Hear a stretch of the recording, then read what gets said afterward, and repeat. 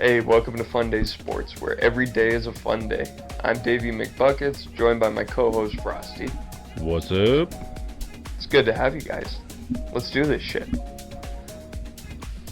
Today we are going to talk about... What do we got? What do we got on the agenda? We got the NFL offseason. Big day for that. What's all happening around the country. And, yeah, just about... What was that? Probably about an hour ago. Heard about the DK Metcalf trade. Yeah. Going to Pittsburgh for a second rounder and swapping 6th and 7th round picks. Yeah, and then supposedly signed him. Yeah, they re-signed him to like a 5-year. Well, 5-year extension. Yeah. Ton of guarantees. Yeah, no, they got themselves a hell of a receiver. It's a good start. I mean, lot to get to on that one. Oh yeah. We're also going to talk about last night's UFC fights, right? Yep. You were watching those. I was not watching those. The lack thereof of watching those, I should say. I think everybody will share my frustrations with that one. Ooh, little teaser. I love it. We're also going to talk golf. Of course we got to talk golf because, I mean, it's 90% of life. You have to talk about golf. I mean, when you're... For me, anyway. Yeah. Single white dude in South Dakota. Yeah. Yeah, it makes sense, right? You got to enjoy golf. You got to enjoy something. Couple of great courses, but we'll divulge and dive into that a little bit later too. Yep. And then we've got another big announcement, but we're going to save that one for the end of the show. It's a big one. It's super sexy. Super sexy. The biggest of the sexiness. NFL trade buzz. I mean, we talked about DK. I'm going to pull up NFL.com. Because I really want to go kind of team by team and just go through a little breakdown. Here's a little tidbit. I'll get the Dolphins out of the way right now for you, Davey. We haven't done anything. You want to know what? Don't fix what's broken. That's where they're at right now. Don't fix what's broken. Don't fix what's broken. Somebody needs to put that on a t-shirt. By God, I think that would be a good t-shirt. Plug. That one's upcoming soon. You guys will see that release coming a little while from now. Well, you started off with the Dolphins, nothing, which that really sucks when we're looking at what Buffalo's doing. Yeah, Buffalo's been super active. They just signed Josh Allen to a new 6-year deal worth $330 million with $250 guaranteed. I mean, he's got to be there for his career, in my opinion. Yeah, but worth it, not injury prone. Yes, he's a very good quarterback. Very talented quarterback. And he's a nice dude. That's the thing. It's like he's a rival of mine, even though we don't really support the rivalry by beating them that much. But, you know, the dude's a shouldn't say classy guy, but he's a great guy. Like, he's a fun guy to watch. Down to earth. Down to earth dude. Golfer. And he's a golfer, yes. I mean, he's a good dude in general. Oh, man. And then Khalil Shakir, they just re-signed him. Got Shakir, Greg Rousseau, Terrell Bernard, Reed Ferguson. Yeah, that's as far as the list goes right there. So, I mean, the Bills are definitely, I think, the most active team so far. From everything that I've seen. Dolphins, nothing. Not too much from the Patriots, just Hooper. He got a 1-year $5 million with $4 guaranteed.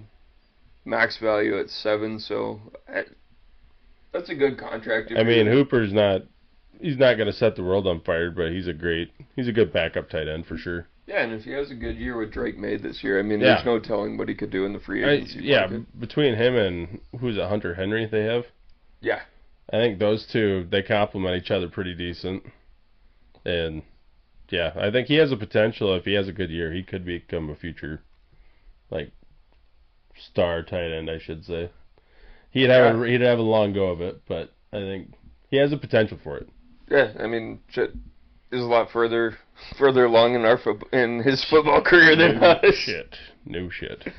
Harold Landry got a big 3-year, $43.5 million. Damn. $26 million fully guaranteed, max value at 48. So some good pass rushing. additions there. Not much from the Jets. Cut Devontae. What was that, yesterday? Yep. Yeah, I think it was yesterday, yeah. Friday or Saturday, one of the two. Not really surprising there. Yep. Rodgers, obviously out. I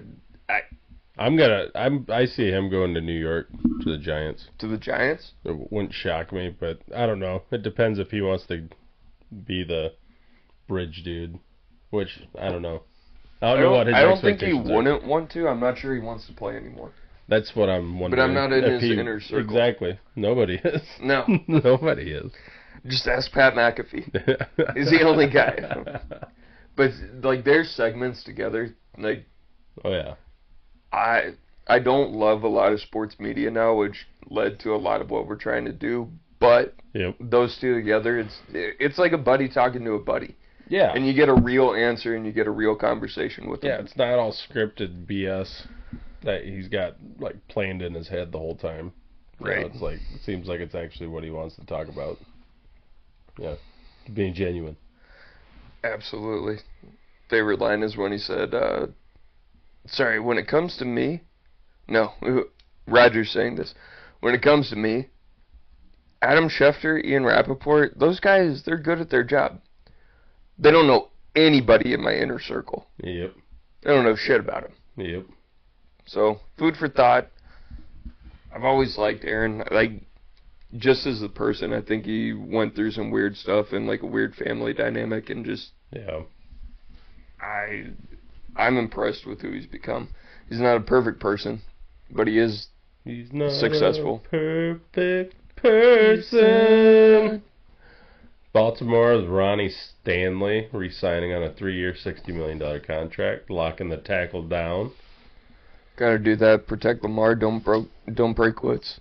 Don't fix what's broken. Don't fix what's broken. No, that wasn't broken. No, that wasn't a broken piece. Bengals have been fairly active. Yeah, no kidding. T. Higgins with the franchise tag. I'm curious to see if he holds out 2 years in a row. Yeah. That's something that we'll definitely watch more for, like... Yep. Mandatory OTAs. Yeah, see where they're at there. Got Gesicki and Tanner Hudson, so they're locked down at tight end. Gesicki, former Dolphin. Former Dolphin. Penn State Nittany Lion right there. Oh, no kidding. Yeah. How about that right there? Yeah. A lot of good guys coming out of Penn State. Dude, Penn State's salty, man. They're fun to watch. Saquon, Micah Parsons. We're going to add Abdul Carter this coming year. Yep. Cody Ford, another lineman, signed a 2-year. Cal Adamitis. Adamides. I was going to say I have no idea out front. Adamitis. That sounds good. If you know how to pronounce it, go ahead and he's Browns. The long snapper. The Cleveland Browns. Yeah, one big splash. They cannonballed that baby. This shocked me after he asked for a trade or to get out of there. Signing $40 million or 4-year extension that includes $123 million guaranteed, has an average paid salary of $40 million. Myles Garrett. I don't think it's a bad contract, and it wouldn't surprise me as, like, on draft day, I wouldn't be surprised if the Browns threw Garrett into a package. Oh, just like a sign-and-trade deal. Yeah. Get him on a long-term contract so you're not going through the business as far as that goes, and then hopefully they can get a little compensation for him. Yeah. But, I mean, you could look at moving up if they really wanted to go and get their guy. Yeah, that's worked so well for the Browns in all the previous years. 60% of the time it works. Not even 60% of the time it works every time. No. They're worse than Sex Panther. Oh man, Sex Panther's more consistent than the Browns.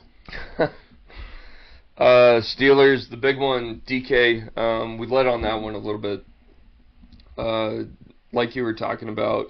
So exchange for a 2025 second rounder.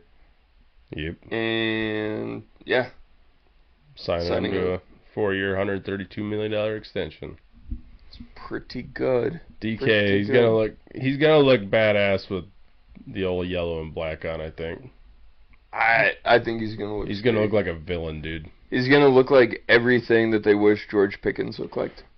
Yeah, dude, he's a monster. He is, and he's so fast. Dude, was that Buda Baker that he chased down? Yeah, that was one of my favorite highlights of that season. He just hustle, right? Oh man, that was fantastic. It's good to see guys like that on big contracts go and put their body on the line. Oh yeah, football guy. Yeah, football guy. Just guys being dudes. Dudes being dudes. The Texans, Dari Ogunbowale. Ogunbowale. Yeah, something like that. Ogunbowale. I think he said it right. Re-signing on a 1-year, $2 million deal. And Christian Kirk going to the Texans.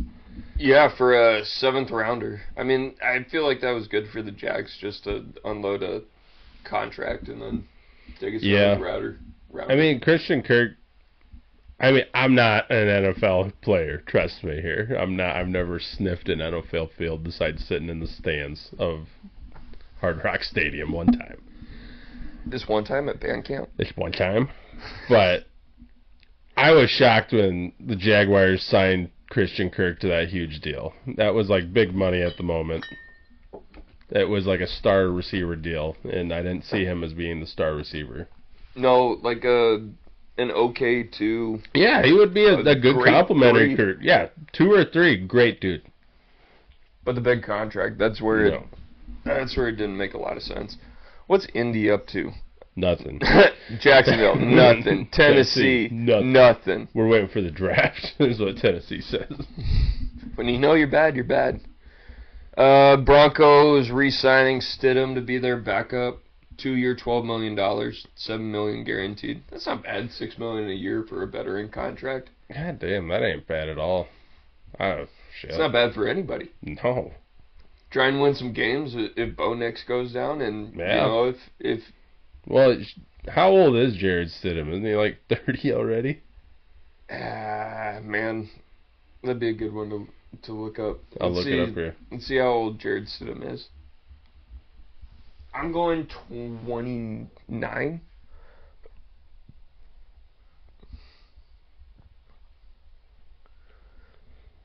He is 28. 28 years old. Feels like he's been in the league for a while. When was he drafted? 20. Bum bum bum bum. 2019. He was drafted. Copy that. Chiefs re-sign Hollywood Brown. That's going to be a big one. Could you imagine if Kadarius Toney had worked out? He just didn't have the hands for it, man. Man, there were times where he, like, routes that he would run, he legitimately looked like one of the best wideouts in the entire league. Turns out. You got to catch it, too. You got to catch the ball. It's the first thing in wide receiving. Or don't line up offsides. Sorry to Very bring it true. up. Punter, Matariza, the Freedman, getting a nice little contract with the Chiefs. Wasn't he called the punt god or something like that at one point? Or who was that dude? At one point, and then there were some false allegations. Yeah, he had the allegations against him. Then he got cut by the Chiefs. Not the Chiefs, but the Bills. I want to say he's with the Bills when that happened. I think you're right. And then they cut him. But yeah, no, glad to see he's back on a team. The dude is a hell of a punter. I mean, he's got the talent for it. He's got the leg for it. Yeah, I mean, I feel like today we love to assume guilt before proven. Oh, yeah. Before it being proven. If I could talk like an actual person, that'd be okay. I like stuff. These things are nice. Oh, fuck. Trey Smith, the guard.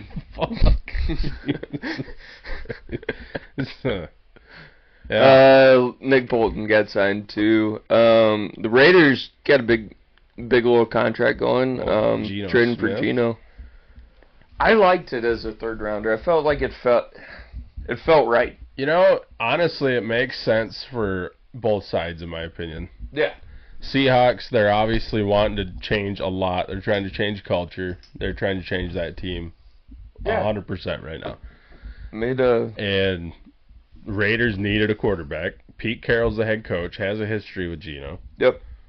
Why the hell not, dude? Even if they do draft a quarterback this year. Yeah. I mean, the best thing that happened for Mahomes was being able to be in the same room as Alex Smith and go against him head-to-head. See, Geno Smith is one of, I like these stories like that. Him, Baker Mayfield, Sam Darnold, all kind of in the same boat, in my opinion, with this. Yeah, ruined by either the Browns or the Jets. Drafted, thrown into the fucking fire, just thrown to the wolves. On a bad team. On terrible teams. And it ruins them almost. Not necessarily the player's fault either. No. And, they're constantly going through different head coaches, different schemes, different everything. New coordinator. Everything. Every year. And now that they actually got away from that, sat and learned the systems and actually started to develop, now they're good quarterbacks. I mean, Baker was having a great year last year. Yeah. He's been solid for the Bucs. Darnold's been pretty damn solid for the Vikings. And Geno Smith comes out of nowhere with Seattle, and all of a sudden he's rocking and rolling, man. Yeah. It's great to see these guys actually have a resurgence in their career. Give them a chance. Yes. Yeah, absolutely. Because we love to write them off so early. Exactly. Dude, that's such a quick thing in the NFL. A year with a rookie quarterback, he either made it or didn't. Yep. And it's let the guy learn. It's a whole different echelon here. Let the man cook. Let the man cook. You gotta burn some pizzas before you make them right. With the sauce. With the sauce. The sauce. The sauce. Or the sauce. All right, in other news, offensive guard Alex Kappa signed a 2-year, $11 million contract. Kappa is pretty freaking solid as the guard position. And the huge one, this is a smart move to free up cap space. I mean, you have one of the best in the league. And Max Crosby, signing him to a long-term deal. Yep. Don't even let it get close. Yeah. Thank God that John Gruden didn't cut him. I love that story. Yeah, I love that story.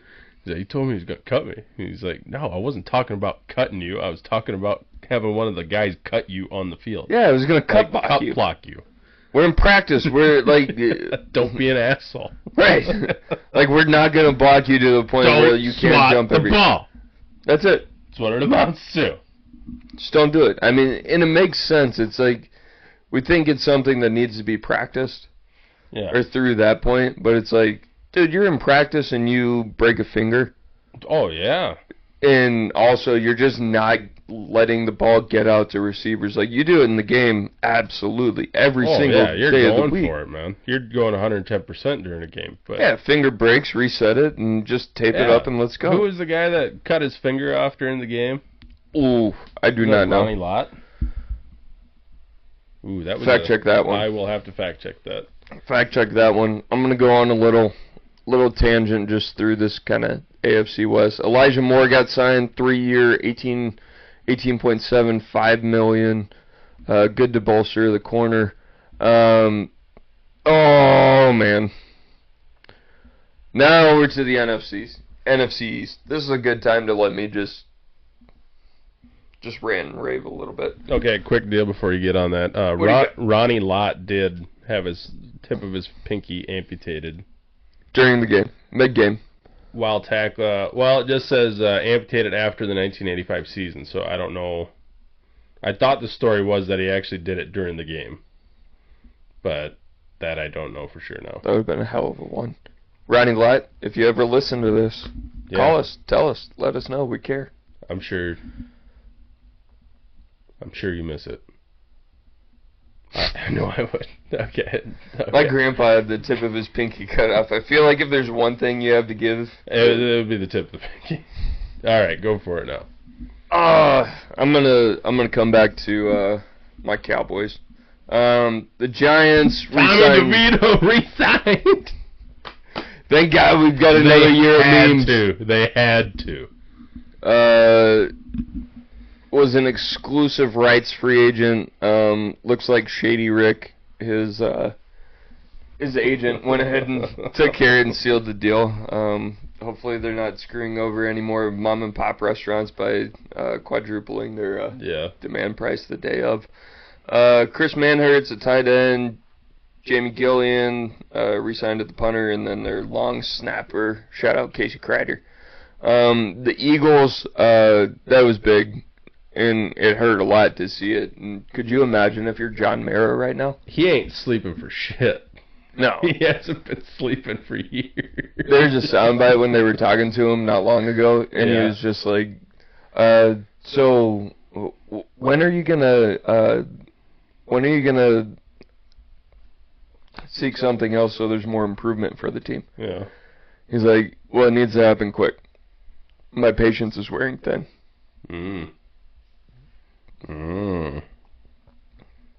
I can't believe he didn't fire Dable and Schoen in the middle of last season. I was gonna say. I can't believe they got another year. Wait for it. It's nothing against the people. It's just me getting to see him twice a year. Every year, I get to pay attention to the Giants just a little bit more. It wouldn't shock me if they went partway through the season and this would be the time that they did it versus later on. I mean, it wouldn't shock me if they pulled that move. But totally fair. Totally fair. Man. You don't like seeing a team do that because obviously shit's done. But Saquon deserves his contract. Yes, Saquon definitely does. They fucked up. But Saquon deserves his contract. And I hate seeing Philly get another long-term weapon. Yeah. A.J. Brown, Shout Devontae Penn Smith. State again. Shout out Penn State. There we go. Linebacker Zach Bond, a 3-year, $51 million deal. Howie Roseman just keeps doing it. Like, he's one of those guys, like, it's kind of like you with Josh Allen. I don't know who Howie Roseman is as a person. Yeah. But what he does at his job, he's one of the best to ever do it. And constantly watching Steven and Jerry Jones. And I'm throwing Will McClay in on this one, too. Lesser known name. Cowboys director of player personnel. Okay. And just... fuck. The Commanders get big again. I mean, they trade for Debo for a 5th rounder. Yep. Big contract for Debo. And it's not a huge risk for them, though. The end. Oh, they did? They did No, they haven't re-signed him. They've got him on one more year. I was going to say, it's not a real big risk for the Commanders to... For a 5th rounder? For a 5th rounder. For Debo? If he doesn't work out, you lost the 5th rounder. For 1 year with Debo? Yeah.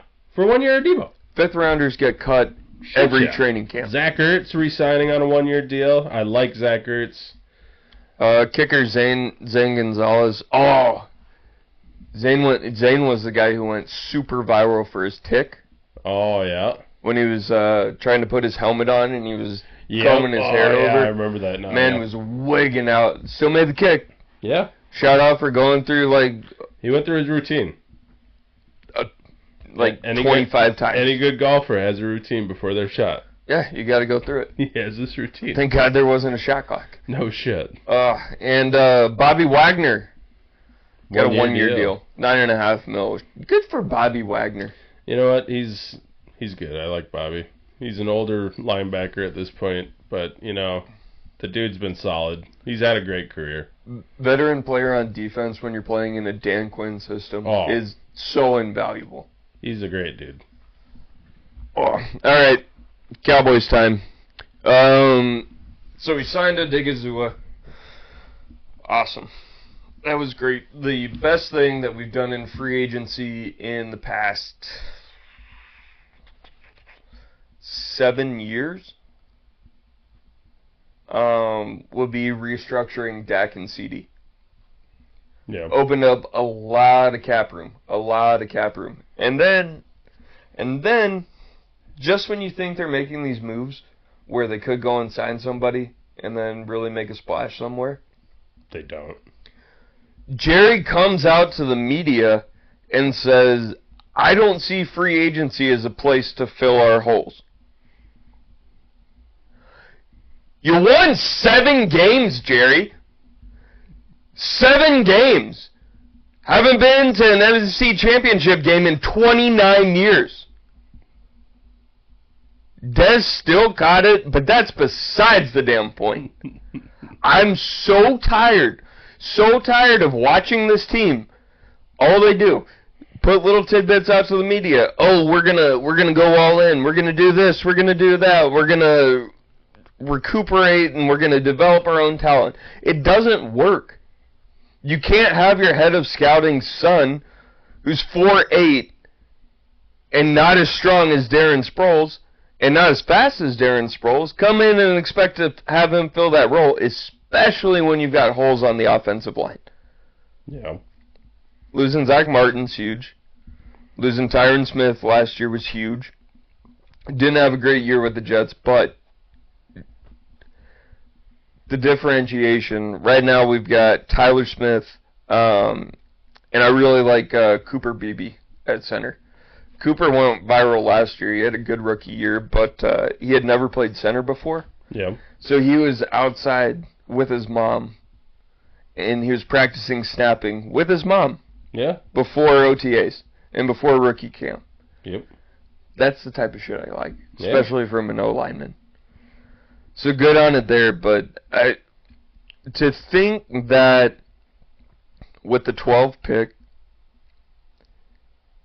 and where the team is at right now and how big of a drop-off and how good the Commanders and the Eagles are pressing forward and changing the entire culture of their franchises, especially in Washington. Mm-hmm. Oh, my God. Talk about a new ownership and a new culture change. Oh, yeah. They have revamped that franchise. And then bringing Dan Quinn in, great players coach. Oh, yeah. Yeah.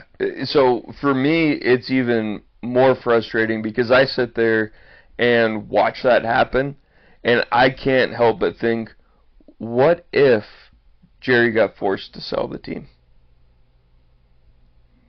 It could be so sweet. Could you imagine the bids that would come in on the Cowboys? Yeah. You'd have the highest level people coming in to try and make a splash and create an opportunity. Now, it could always be worse. Mark Cuban, what you up to, buddy?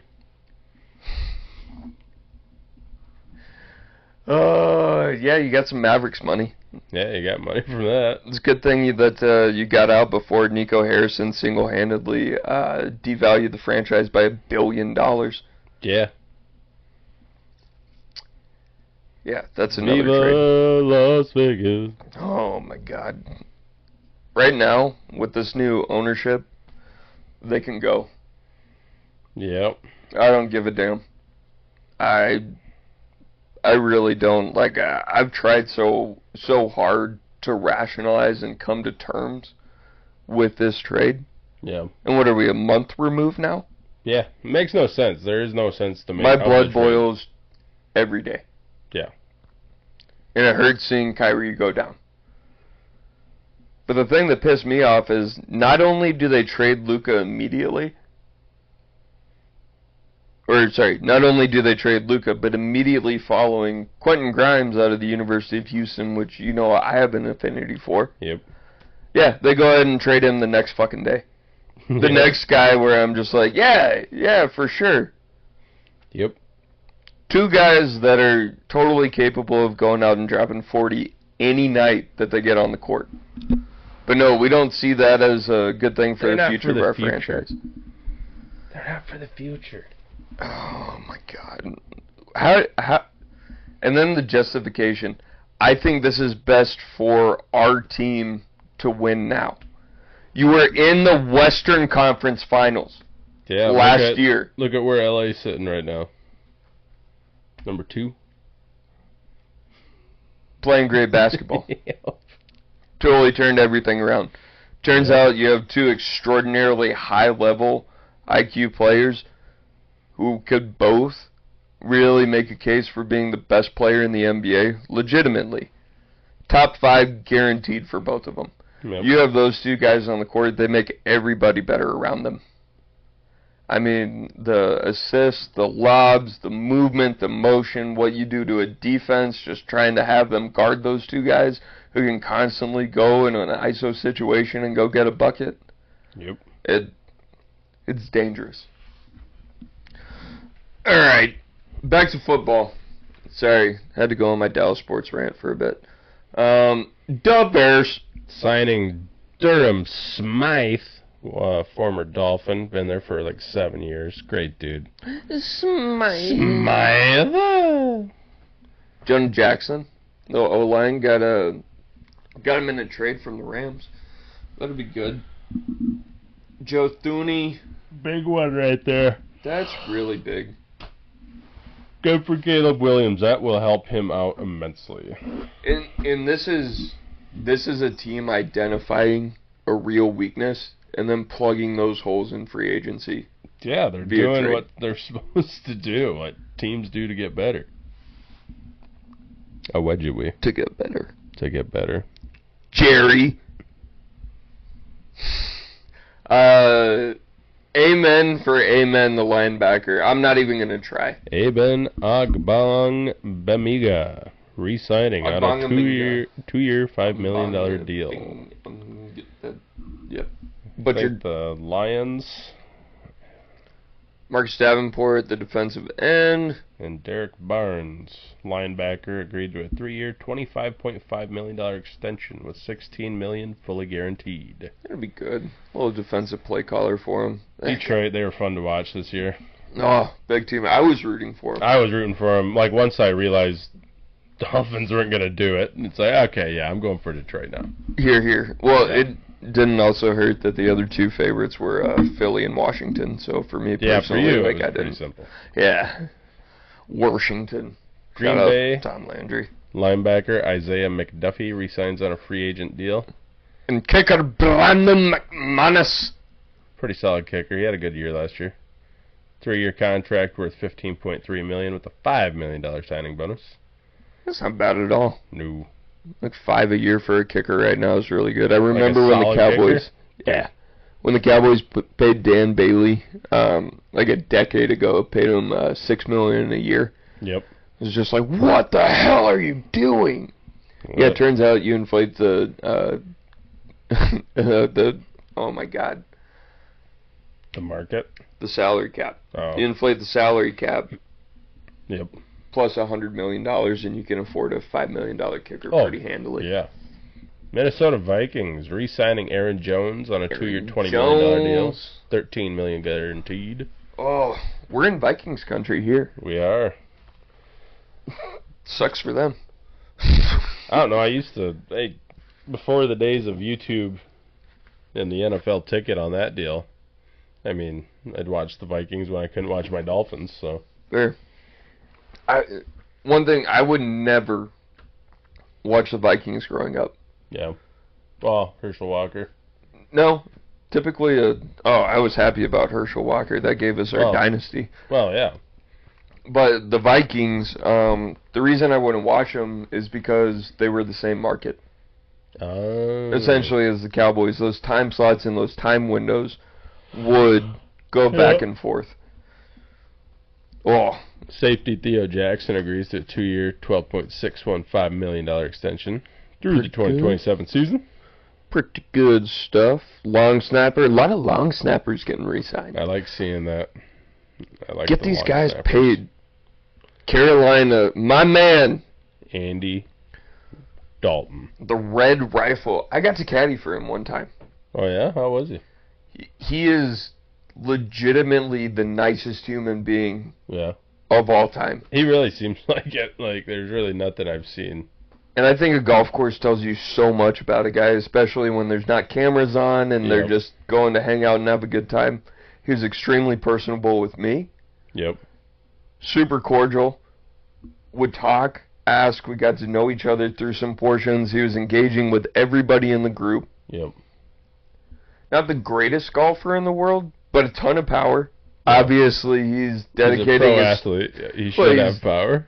Yeah, but dedicating his time in practice and the little stuff. It's just like short iron's proximity to the hole, getting up and down, little stuff. Yeah, it's just basically becoming a better golfer. Practicing. The more you practice, shout out practice. The more you practice, the better you are. We're talking about practice. We talking about practice? Not the game. We're playoffs. I know, different deal, though. Yeah, fuck you. Practice, playoffs. Don't kill my Allen Iverson with your goddamn John Mary, even though this is football segment time. Center Austin Corbett re-signing on a free agent deal. Corbett. Tommy Tremble, tight end. Nice little 2-year, $16 million deal. Yeah. Don't know much about Tremble. Don't know much about him. God, it's hard to know a lot about the Panthers right now. They're an enigma. You don't know. They're very young. Well, yeah. They're just a lot of different people on that team that I feel like they're the recycled team. One of my least favorite owners in sports. Yeah. Dave Tippett. Yeah. I don't know much about him. I hope he comes after me. I hope he does, just because it's good for publicity. But I don't like the way that he carries himself and has ultimate confidence in a product that has consistently gotten shitty since he bought it. Oh, he's just like arrogant about it? Super arrogant. We're the best there ever was. Restaurant owner had a sign outside talking a little shit. Tippett was driving by, literally stops, comes inside, and talks shit to the owner of the restaurant. Oh, yeah, I do remember reading that story. Like, he got a bunch of shit about that. Yeah, super cool. Oh, super cool. You're fucking picking on a fucking small business owner for trying to make a joke. The fact that these owners, this is what makes me so angry. Okay, the owners, they treat it like a business, which, as an owner, it would be a business. Ultimately, it would be a business for you. Right. It's there to make you money.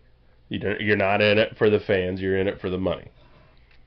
Ultimately, that's what it comes down to. Ever more apparent, and that's what I miss about Mark Cuban. It just feels like the fans give a shit more than the owners do anymore. I totally agree. You know, it's like Miami Dolphins. You can ask him. You can ask anybody at Millie's. Shout out Millie's Diner in Agar. I get fucking emotional with the Dolphins, dude. Like, I have swings. It's a roller coaster. And, like, they just move on like it's the next day, you know? And it's tough. It's tough as a fan when you see an owner just not give a shit. Or in my case, my owner gives too much of a shit. Which, hey, and micromanage everything. Yeah, top to bottom. And if he's not doing it, one of his offspring are. Exactly. It's tough. Just without the success. Yeah. I mean, ever since Jimmy Johnson left, I know we got one more with Barry Switzer, but the franchise has never been the same. God, I think back to the horror years. At least, thank God for Tony Romo. I will always love Tony Romo because I was in the cycle with Chad Hutchison, Quincy Carter, Vinny Testaverde, Drew Bledsoe. Just guys who just weren't it. Yep. And then we have an undrafted you hear that, undrafted free agent. You weren't it, Drew. That sucks. Twice. Did he make it to the Hall of Fame? I don't know. He never did he? No. No. I don't know why he would. No. I thought for some reason. My bad. No. No. Never mind. Still love you, Drew Bledsoe. But that golden jacket, I don't know about that one. The Saints have done nothing, and Tampa locked down Levante David for a year, $10 million contract, $9 million guaranteed. Good, smart deal. Curious to see what happens with Godwin. Yeah. Probably one of the bigger name free agents as far as receivers goes. Fantasy-wise, Godwin, he's a solid option usually, in my opinion. He has been the last couple of years. Yeah. Been solid. He's a good receiver. He is. He's great. And especially when Mike Evans gets doubled fantasy-wise. He's fantastic. Yeah. He opened it up. I really do think Chris Godwin is a true wide receiver one. Oh, yeah. We were talking about Christian Kirk. I don't see Godwin that way. I feel like he's wide receiver 2 in Tampa because Mike Evans is so good. Yeah, otherwise, no, he'd be a number 1, in my opinion. Yeah, big fan of his work. Big fan. The Cardinals signed Baron Browning.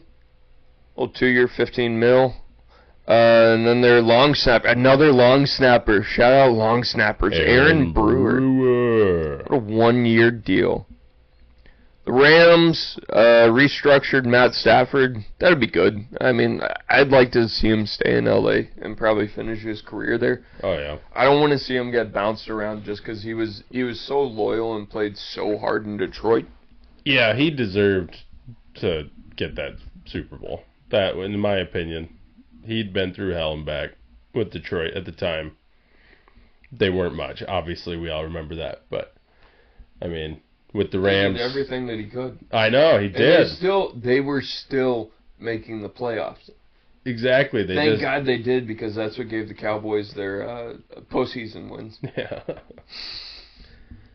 Alaric Jackson, offensive tackle, re-signing on a 3-year, $57 million deal. Oh, and Devontae. I forgot that Devontae signed with the Rams today, huh? 2-year contract with $46 million, $26 million guaranteed. Little Tutu Atwell action. 1 year, $10 million deal. That includes $5 million signing bonus and a $5 million full guaranteed. Super solid. Shout out Ben Barch, the offensive guard for the Niners, signed a 1-year extension. Good for him. In Seattle, D lineman Jaron Reed re-signing on a 3-year deal worth up to $25 million. And Ernest Jones re-signing on a 3-year, $33 million deal with $15 million guaranteed at linebacker. That's pretty good money. I mean, oh yeah, every way around it, the guy gets paid. I feel like you get what you're looking for as far as signing that player and just filling that spot. Yeah. At least for 2 seasons. We'll see about a restructuring, kind of how they play through that, but I don't think that's bad at all. Because everybody gives a shit about what I think about my financial. Fuck you, Jerry. Sorry. I was scrolling through NFL.com and Jerry Jones and Brian Schottenheimer popped up and I was about to go off again. Oh, man. Jerry, I love you. I want the best for you. I really want you to get this Super Bowl that you're after because we have mutual interest. I would just really love if you might take some time and reassess your approach and how you're doing it. Because it's been 29 years! And moving on from football. Shout out Miami Dolphins. Been 24 years since a playoff win. Yes, it can always be worse.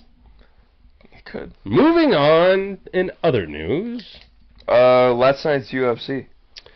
Oh, yes. I will have to pull up the card here because I think among 90% of America in the world was not able to watch the fight card last night, the pay-per-view. You could watch the prelims because that was on ESPN. But once you got to the pay-per-view, no. It was too many people. They couldn't handle it. It was crashing. I literally got on there just in time to see Alex Pereira versus Magomed Ankalaev do their walkouts. The main event. Main event. That's when we could finally turn on the actual pay-per-view. Yeah, and ended up going to, it says unanimous decision. In my opinion, it was a split decision. I mean, it was damn close. Damn close fight. Magomed, he pulled it off there, got the decision. Justin Gaethje over Fiziev, unanimous decision. Ignacio Bahamondes, submission over Jalen Turner. Yeah. Let's talk about the main card, because that's the one that you got to watch. I want to hear your insight on what happened. I just talked to them about the deal when you were out in the other room. But well, fuck them. I'm sitting right here. Well, I was just saying we turned on the pay-per-view. Couldn't turn it on. The whole fucking fight. The whole main card could not turn it on until the last fucking fight. The walkouts are happening. Yeah, Pereira versus the Ankalaev. How many rounds? 5? Went all 5 rounds. Went to unanimous decision. In my opinion, it was a split decision. It should have been a split decision. It was damn close. It wasn't unanimous. But I'm not a judge, though. But either way. Good fight, though. They went back and forth. I was shocked that it went all 5 rounds. I figured first round, second round, there's going to be a knockout the way those two were going. I mean, they were landing some good shots here and there, but it was mostly dancing for a little bit. But the way I was thinking the fight was going to go, I thought it was going to be knockdown, drag out the whole time, and it just wasn't. But, you think they kind of blew their load a little early and then just tried not to get knocked out later in the fight, or did it seem like the effort was there? The effort was there. It wasn't like obviously the effort's there. Yeah. I've never talked shit about any guy who gets into a fucking cage. Not just because I think they're going to kick my ass, but because I respect the shit out of them. Yeah, they would. No, I don't think. I know they would. No, but they really had a kind of an awkward feeling each other out phase. That's where I was kind of referring to the dancing part. Yeah. Kind of going back and forth. They were landing a few shots here and there. Pereira was landing some leg kicks in the first. The first round I'd have said was probably Pereira's. Second round would have been Ankalev. Then after that, it was kind of a toss-up. Just in between them. Yeah. But, they landed a couple good shots here and there. I think Pereira at the end of the third round, I want to say, got tagged pretty good, stunned him, buckled him a little bit, and then the bell rang. So that saved him. But, no, overall it was a decent fight. Decent card for the most part. There was a few knockouts, some submissions, a lot of decisions though. But I wish you would have gotten some more fights to watch. That would have been cool. I'm sure. I can't wait to see what Dana has to say about that. I'm sure he was. Yeah, because they lost out on millions of dollars. And you said this year. This year's ESPN's contract with the UFC, so for pay-per-views. So I'm guessing this was going to be a sour note for him. Yeah. They might be moving. It wouldn't shock me if they did Amazon or some shit like that. Or Amazon, Netflix, one of those in between. Netflix, get your shit together if that's what you're going to do. They got it together. Yeah. The last time. Yeah. Their streaming quality is still garbage. But my eyesight is so bad that I can't even tell the difference between 4K and 720. So I'm just getting to the point where it's everything you want to watch, you have to have a fucking subscription for it now. Every time. Everything. And this is better than cable? Yeah, it's cheaper and better than cable. What the fuck's this? No, you have to have 10 subscriptions. Okay, NFL. I get YouTube TV to watch the NFL Sunday Ticket. I watched the Dolphins. I loved it for the fact that anybody can get it. You didn't have to go with DirecTV for it. Fantastic option. Great change. Yeah. Oh, well, let's do this. Thursday nights, we're going to put it on Amazon Prime. You got to get a Prime membership to watch Thursday Night Football now. Oh, yeah. Oh, then guess what? Now there's the Peacock. We're going to do exclusive games on Peacock for the playoffs. Yep. A playoff game. You don't do that for a fucking playoff game. No. Playoff games belong on national television. Yes, and guess NBC, what? Fox, CBS. Yes. Don't overcomplicate it. Guess what? Mark my words, people. We're not far off from a pay-per-view Super Bowl. It's fucking coming. You're going to have to pay $120 to watch the fucking Super Bowl. And then it's going to be then they're going to have streaming issues is what they're going to fucking have with that shit. So then you're not even going to be able to watch the fucking Super Bowl. And they wonder why domestic violence is on the rise in America. I don't have anyone to domestic, though, so. You got a dog? Yeah, I got a dog. He's cool, though. I'm not into that with him. Come here. Only ex-girlfriends. Only ex-girlfriends. No, neither Frosty nor I condone any type of domestic violence. No. I'm not saying that for moving on to other either. I'm going to fucking sit on that one for a while. Yeah. No, if you're a guy and you beat the shit out of your woman, you're a piece of shit. You're an absolute fucking piece of shit, and I hope you get everything that fucking comes to you. Yes. Alright. Moving on. Ooh, golf time. Okay. We had a match today. Yeah, we did. Do not spoil the episode. Nope. Episode's coming soon. Episode's coming soon. Episode 1. Yeah, episode 1 of the... I don't know what we'd even call that segment. We need to come up with a segment name for it. If you want to help us come up with one, leave it in the comments. But upcoming plans, good God, we've got a great year ahead of us. We've got Gettysburg. Yep. Gettysburg Country Club. Golf there every day, pretty much. Great. Love that course. Little 9-hole track. For how much, I don't want to say how little money, but in comparison to how much other golf courses put into it. Yeah.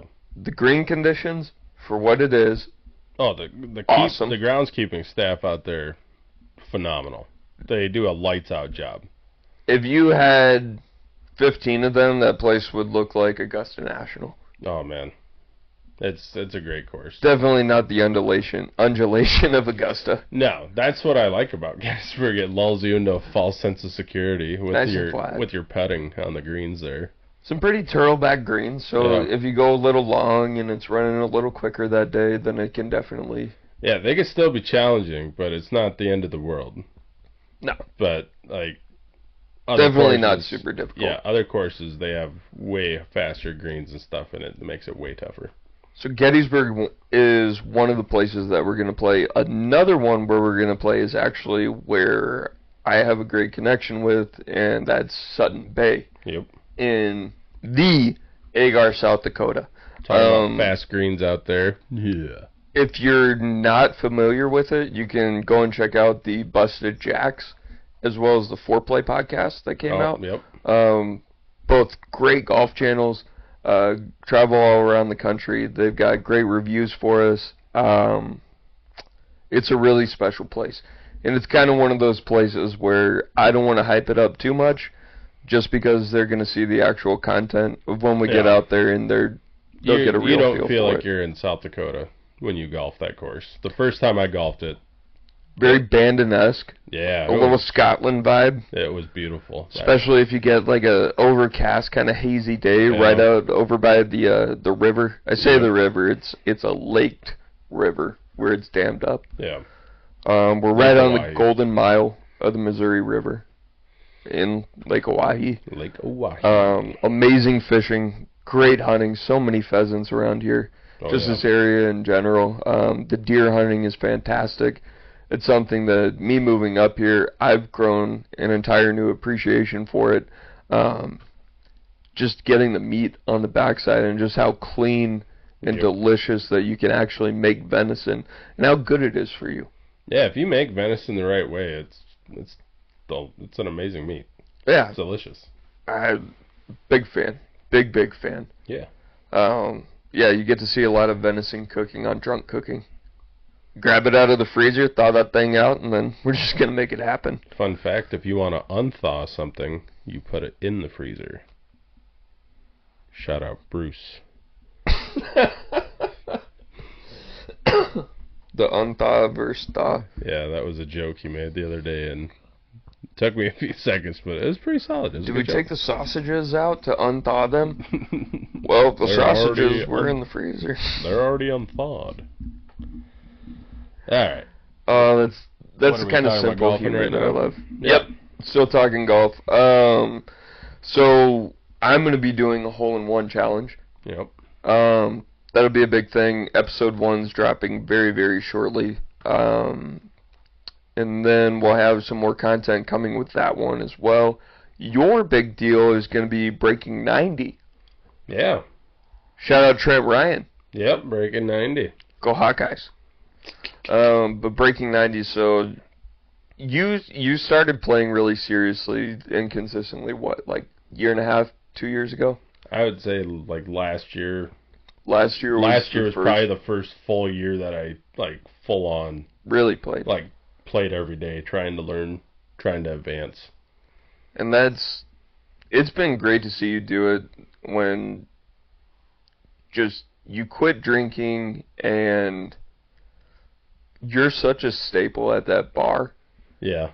It's really, really cool for me not only to see you be able to go to that bar and have the self-control and be that person, but also find this other athletic and healthy outlet too. Yeah. And finding golf, and I feel like that's one big thing that brought our friendship a lot closer. Hell yeah. Because I think that's what golf does. You learn a lot about a person and what they really care about. Yep. You will learn a lot about a person on a golf course. 100%. What pisses them off, what makes them happy, how they respond when they are pissed off. Yep. Is a huge indicator. A lot of other people have said that, but I firmly believe in it too. Gettysburg, where you play a lot, we've got a lot of tournaments coming up this year. Yep, planning on doing a lot of content with those. They have a lot of different tournaments that they do, and then they have a couple fun ones that they do too. I want to say it's the Stans Sinclair tournament. Oh, the Divot Derby. Yeah, Divot Derby. That thing's fun. Tons of fun. And then my personal favorite for the DJ Fisher Foundation. DJ's Grip It and Sip It. DJ's Grip It and Sip It. That is, holy shit. That's as much a drinking tournament as it is a golf tournament. Oh, man. Back when they first did that tournament, that was... that was nuts, man. Been going on over a decade now. Yeah, gotta be coming closer, I would think. Or it probably is already over a decade. I can't remember. Something like it. I feel like the year before they were talking about it was 11 years. Yeah. Along those lines. But definitely my favorite. My favorite part about those tournaments, too, is that so much money is raised within the community for all of these extremely important ventures, because, I mean, really my favorite thing about living in a small town, in a small town area, is how much other people give a shit about each other. Oh, dude, it's a community is how it works. And, you know, like I used to have an analogy for moving to a small town in South Dakota especially. Like, right here in the middle is a little seed, or you land right there. Well, the longer you stay there, it slowly closes around you, and you're just embedded in that community. And that's truly how it happens. The longer you stay in the community, the more you become a part of it, and the more you actually care about the people that are around you. And then in turn, you start giving back to that community, or at least in my opinion, you want to give back to the community. So that's... Yeah, and that's makes it a big deal with our breakfast. Yeah. Fire department would do a breakfast second Saturday of the month in winter time. And yeah, that's the whole reason for it, is just something to do for the community, and people show up, sit and BS, have coffee, and get a great breakfast and have a good time. Just sit and visit. And the generous donations, those are just a benefit on top of it. We're not doing it to make money. As long as I cover the cost of breakfast, that's literally all I care about. It's literally a community outreach deal. That's all it's for. And with the help of that community, we've well exceeded the cost of running the breakfast. Oh, yes. Which gives us opportunities to do more things like this. Yep. Pink Ladies dart tournament coming up. Yep. Gonna have that at the fire hall as well. Gonna have the boards brought in with fried L's. And you're gonna be cooking. Yeah. I'm gonna be bartending. Yep. We'll have the flat top going that we bought for the breakfast, and do burgers and fries. Should be a good little event there. Good fundraiser. It's a good organization. They proceeds of that go to cancer patients, and basically pays for their fuel and lodging and all that stuff, helps pay those expenses that involve treatment. And what I love is it started as a relief fund for breast cancer. Yep. And those ladies work so hard, and what it's turned into, they've far exceeded breast cancer. Oh yeah. And things like that, that's what gets my blood going. That's what makes me want to get up every single day, is when people take time out of their lives to give their time and their effort in order to make other people's lives better. That's what it's all about, man. Make the world a little bit better every day, man. It'll be good. Hell yeah. Make it a fun day. Make it a fun day. So tournaments, tons of charity going on there. Dart tournaments, golf tournaments. We'll be working the dart tournament. Frosty and I are actually going to have a nice little match play segment. Yep. So, one-on-one, we're going to adjust the rules as it goes, because that son of a bitch keeps getting better, and I'm kind of sick of his shit.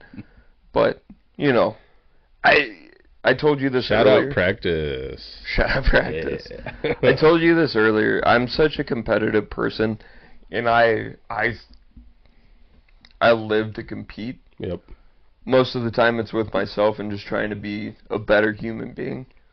Yeah. But I hate to lose. Yeah. If there's one motherfucker that I'm okay with losing to, I'm not okay with it. I can't even say I'm fucking okay with losing.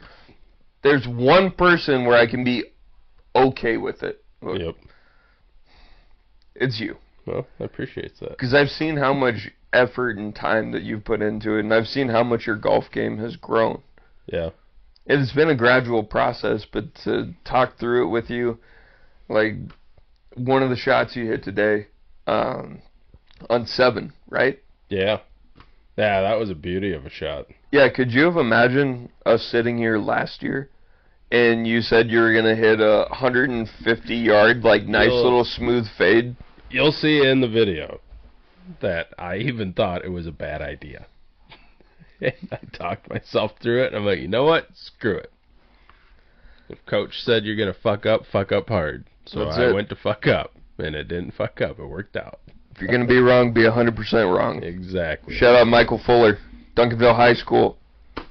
Shout out Coach Sneathen, Tri-Valley High School. I love you. Oh. So, there will be you and I going back and forth with match play. We're also going to play together. Yep. Against different people. Yeah, and we'll have a rotating cast that kind of goes through there. Based on engagement, if you guys really like somebody who's going through, or we really enjoy having them and we appreciate their company, we'll look at adding on and kind of growing Fundayz Sports from where it's at right now. Yeah. But right now, yeah, we got to play as a team. I'm a big team player. Yep. Got to play the team game. Oh, yeah. Makes it fun. Yeah, it adds a little extra, and side quest here, just for a bit. That's what I love about the TGL. It embraces what guys love about Ryder Cup, what they love about high school golf, college golf. Aspect. You got to work together. You got your buddies. You have the individual accolades too. Yeah, you could have individually a great round, but when you're on a team with people like that too, dude, it's fantastic. Winning with a group of guys. It can be fantastic. It's not always fantastic. But yeah, that's with anything in life, though. Pros and cons. But yeah, tons of match play coming up. Tons of our tournaments. Us playing against each other. You're probably going to see some one-on-ones. Frosty playing against somebody. Myself playing against somebody else. Lots of great golf content, beautiful golf courses. I'm really excited. It's gonna be good for what's on the slate, especially. It's gonna be sick. It's gonna be awesome, and we're gonna have you come with us on the journey. It's gonna be awesome. The entire time, you're gonna grow and go with us. Yeah. Grow and go. Do you know what time it is? Oh, shit. It's time to introduce the world to a fella that goes by the name of Tony Turks and Caicos. I'm Tony Turks and Caicos! Okay. Oh, man. Backstory. Yeah, set the stage. We just got PGA 2K25. Yeah. Just came out. Great game. Amazing game. Love the game. improvements from 2K23. See, I played a little bit with him on 2K23, but I never played the career or anything like that, so I didn't know much of that. I only played for 264 hours. I was going to say, you've logged a lot on that game. Not just that one. But this game, to me, it's fantastic. I love it. I love it. The realism of it, just everything. How you could shape your shot to all the way to the character creation. I mean, it's awesome. Just the sponsorships, everything. everything that you could ever want. And then going through and having your rivals, it's everything in a campaign mode and being able to start at Q School.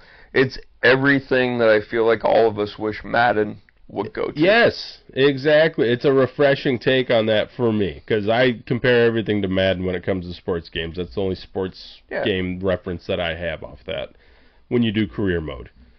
And, dude, it's awesome. You go from, literally, like you said, Q School. You can go through the Korn Ferry Tour. Like, if you don't end up winning tournaments and stuff, you will go through the Korn Ferry Tour. You will actually go through that career.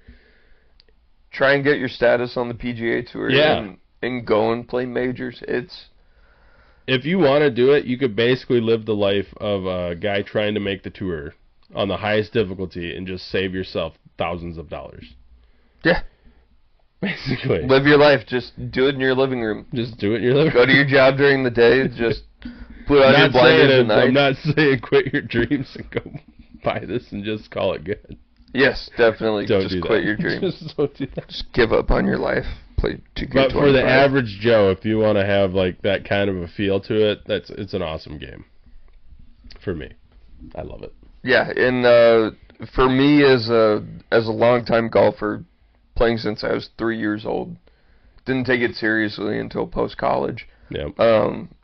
But the realism that I see out of the game, as far as what kind of influence you have from wind, what your differentiation on swings end up equating to, and then my time as a fitter too, and spending my life and professional life in the golf industry and as a caddy,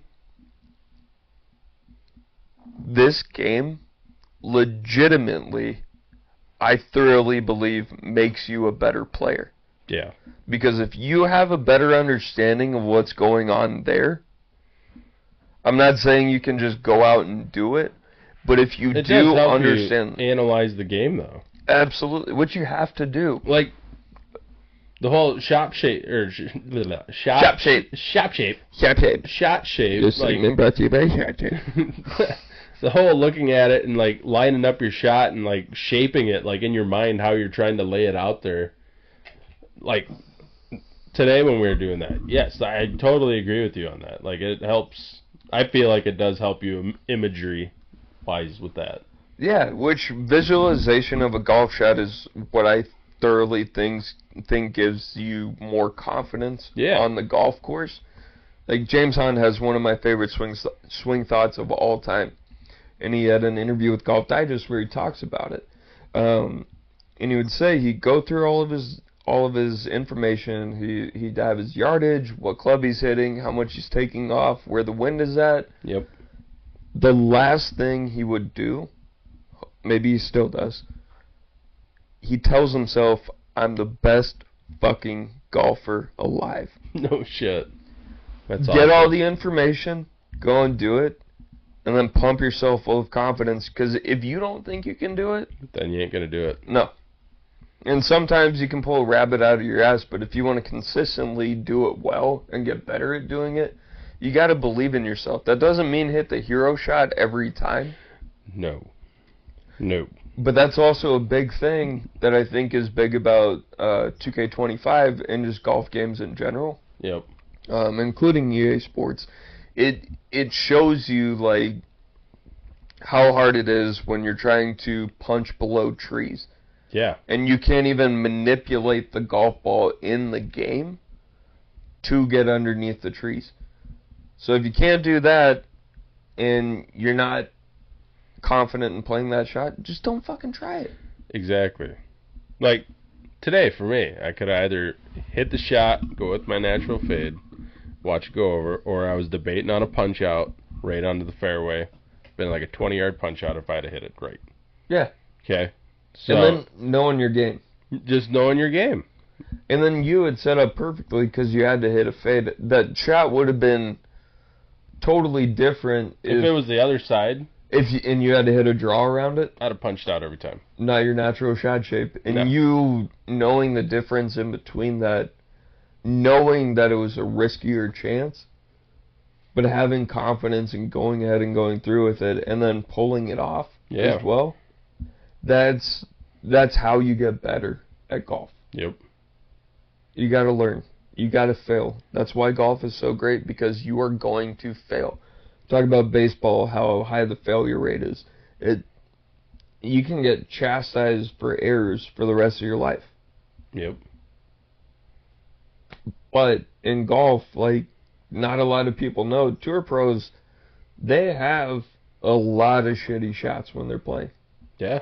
A ton of them. You just see the highlights.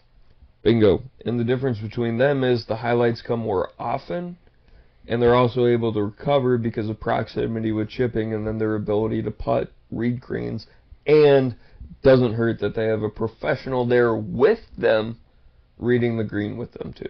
You mean to tell me, like, they know what they're doing sometimes? It's crazy. It's unheard of. Nobody. Quick side question for you as a caddy, or as a caddy type person. You can call me a caddy. It's not fucking derogatory. Well, has there ever been a time where a dude's just like, don't talk to me? Yeah, at times. Because isn't it like your job literally to talk to them about their shot and shit?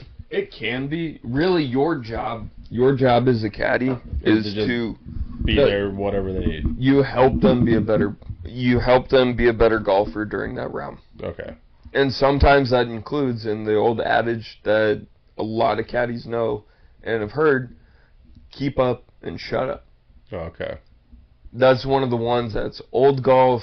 That's the type of person who, that's how Karen treats a caddy. Okay. That's not what you want to do. Yeah. You can still have a conversation with them in between, but if you don't want them to have their golf, like, if they don't want your input on their golf shot and they're just playing their game, let them cook. That's the best thing that you can do. And the most important thing for a caddy to be, it's not a great green reader. It's not the most personable person. It's not the smartest person in the world when it comes to a golf course. It's understanding how to engage with your player, and with that relationship that you guys have together, bring out the best in them. Yeah. That's what you're trying to do. That's the mark of a good caddy. So that's kind of my side, where guys have been like that. Shout out Bagger Vance. The legend. Guys have been like that. I've never taken it personally. Okay. Except for one time. Who was it? There was a group of guys. His name. I don't know his name, because those people I don't even dignify with knowing like who they are. Okay. I could not. So he wasn't like some big wig dude that you'd seen coming a mile away. No, it was a group of 4. Okay, so it was a whole group. And they were playing at a course. None of them good golfers, by the way. All like 20 fucking handicaps. Yeah. No offense. Yeah, fuck you, Frosty. No, you're playing much better than a 20 right now. All of them just like not great golfers. Yeah. They're at a golf course that I had been at for 3 years, continuously. So you kind of knew what it was. Yeah, like going once or twice a day, year round, for 3 years straight. I've seen like a lot of golf shots on that place. Yeah. And it pissed me off because I would give them a read, and one guy would disagree with my read, and I would stand on the other side of the cup, and I would watch them change my line, and miss it. Oh, dude, not only miss it, we're talking about like a scramble with 4 people, like never even snip it, like never give it a chance, like playing it off of another break, expecting it to come back, and I'm like, dude, it doesn't have enough slope right there to get back the way you think that it's gonna go. Yeah. Go off the other little slope on the other side. That's when I would get frustrated. Yeah. And so they were sitting there, and I had a side bet with the other caddy in the group. Yeah. And so we're going back and forth, and I'm watching these guys hit decent golf shots in between them to get to the green, then argue with me and not pay attention to my read on the green, and I'd watch them just totally blow it. And I know if a putt starts online, and if it ever has a chance. And they just go through and they'd say, oh, and as soon as the club came off of their club face, or the ball came off of their club, they had no shot. Yeah. Not a single chance at it. And we were on hole 13. It was about the 5th time where a guy had said, oh, no, your read's wrong. Like, oh, so that, have you looked at your scorecard? And it was awful. As a 4-man scramble, you shouldn't be having through 13, 7 over. And I'm arguing with these guys. Oh, man. And I'm arguing with them on the green. And I'm trying to let it go. But on 13, I had had enough. So I more accentuatedly put the flag stick back into the cup. Meaning I made sure it made a loud fucking noise when it back in there. And I said, yeah, if you guys ever want to ask me for help, it is my full-time job. Yeah. So that's the one time where I can say it really, really pissed me off. Yep. Because obviously these guys wanted to win. Yeah. And I wanted them to win. Not because of the side bet, just because that's what I want for the players that I get to caddy for. I want the best for them at all times. Yeah. And watching people piss it down their leg and think they know more than they actually do. Yeah. I'm totally okay with ignorance if you can admit ignorance. Yeah. But when Most you think people can't do that, though. That's because they ignorant. That's because they ignorant. All right, what do we got next? Yeah, don't be an ignorant golfer. That's the bottom line. Because we're Tony Turks and Caicos. So PGA 2K25. On Twitch, you can follow Fundayz Sports. Woo. You can follow Fundayz Sports. You can follow along through that portion. Also on YouTube, you'll be able to see all of Tony Turks and Caicos from his character building to his first tee shot in Q School. You get to watch all of the tournaments in between. And, man, you want to talk about a character that we've really developed? He is an enigma. And he's got an entire backstory. And we're not going to dive too much into it because we're getting pressed on time. Yep. But, God, that's going to be fun. It's going to be a fun journey with Tony. And watching him develop. You're going to love Tony. You're going to love Tony. If I know anything, you're going to love Tony.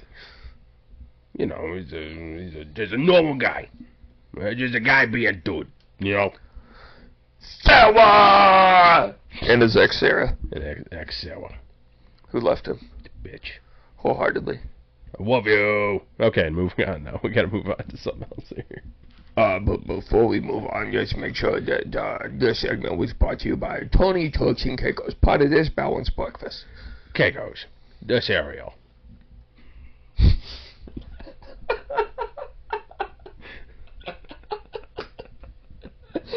Oh, fuck, I'm so excited for what it brings in the future. Oh, yeah.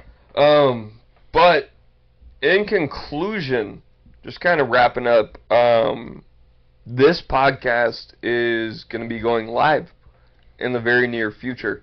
So, if you've been in the Pierre area, or if you're on Instagram, make sure you stop by the mall down in Pierre and you visit Fresh Huddle. Fresh Huddle is an awesome sports memorabilia, jersey spot, all kinds of stuff, all kinds of different teams. Yeah, he's got a lot of stuff there. Great dude. Trading cards, jerseys, footballs, helmets, all kinds of sports memorabilia that's signed. Yeah, you and I's first time in there. Shout out Art. Art's a great dude. Oh, big shout out to Art. Dude. Big shout out Art. Great human being, cares about the community, loves sports. Man, I'm really excited. We'll introduce Art during some of those upcoming live broadcasts as well. Yep. Our first time in there,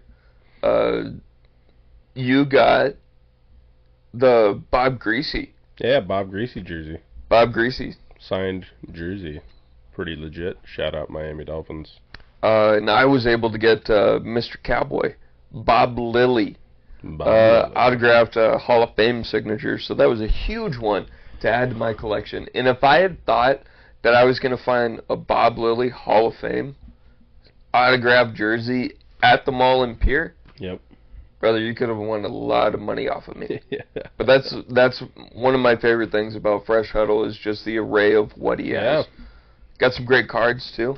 A lot of great cards there.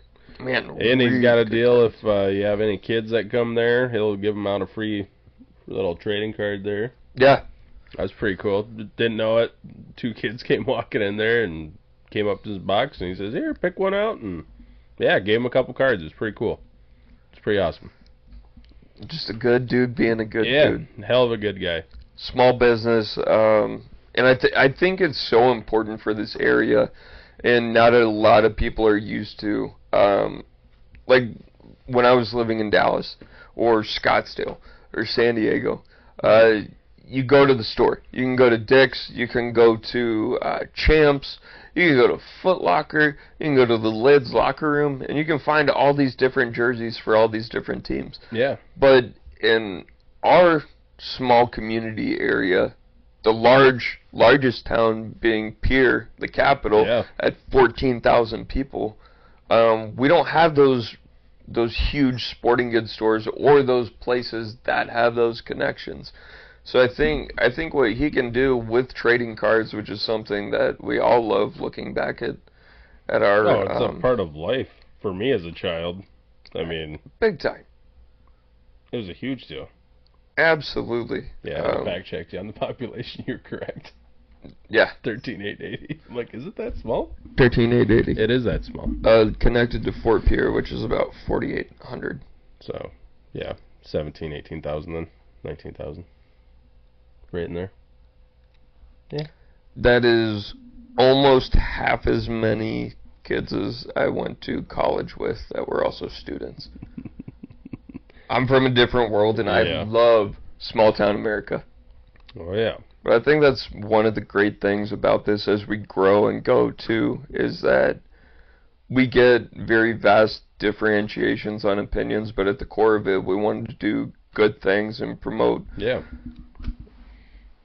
positive light. That's the thing. There's so much negativity in the world anymore.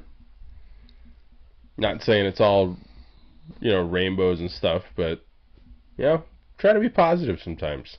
You can laugh about it or cry about it. Exactly. Just do the right thing. It can always be worse. Always. Always. Always. You could be a Vikings fan. That's very true. So, in the future, episodes to look forward to coming up, we've got a live meet and greet with the Lincoln Kienholz from Ohio State University. Hell yeah, that'll be a fun time. 4-time state champion with Beer Govs. Yep. Yeah, that'll be a big time. Signing event with Fresh Huddle. Yep, with Fresh Huddle. Yeah, with Fresh Huddle, so we'll be there. We'll have a live podcast with them. We'll have the guaranteed date and time coming up. It is confirmed that we're going to be there. Yep. And it's going to happen, and should be a damn good time. Yeah, it's going to be fun. The exact date. Make sure you follow Fresh Huddle as well as Fundayz Sports, Fundayz Sports. Just to stay up to date with everything that's going on, and then follow the journey of just trying to spread good vibes into the sports world. Hell yeah. You got anything that they need to know before we wrap up?